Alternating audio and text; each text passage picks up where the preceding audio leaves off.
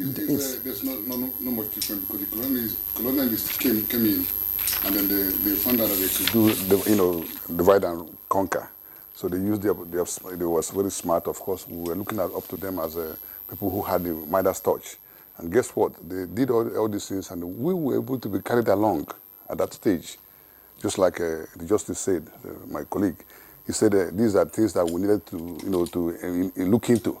And along the line, those powers were eroding. So in the East, they used the chiefs.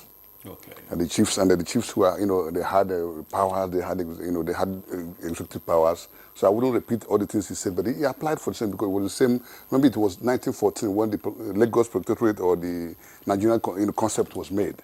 So those people that came in, look at them. They used the facts of the people they met in the area, and then they had to appoint some of them as actually leaders of the people.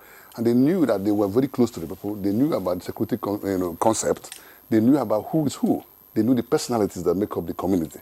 They were so in touch with the people. And then just like we're discussing, the powers keep eroding small from Obasanjo's 1976 local government reform till 1999, when it's actually missing.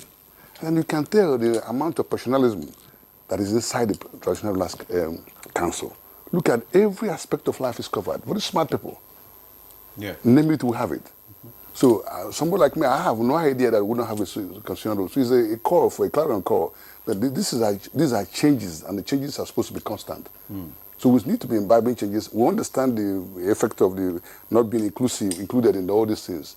Now we understand what the politicians' intentions are, that they're supposed to be the chief executive officers of the states, of local government, of the country. We appreciate them. And so we have to begin to learn to adapt to change, because change is constant. Be it in climate, be it in society, be it in governance, be it in, in affairs of even the family units. So we want to thank these people that Senator Excellency Lanang, and we want to thank His Excellency, the President of the Federal Republic. We want to thank all the state governors. We want to thank the sponsor of the bill, House of Representatives Speaker and the Deputy Speaker for their input in this. It's a time that we need to discuss this. This is now or never. What I mean, not never in a military way. It's just like, okay, it's something that we need to apply because it's not expedient. Yeah, the country will benefit from it.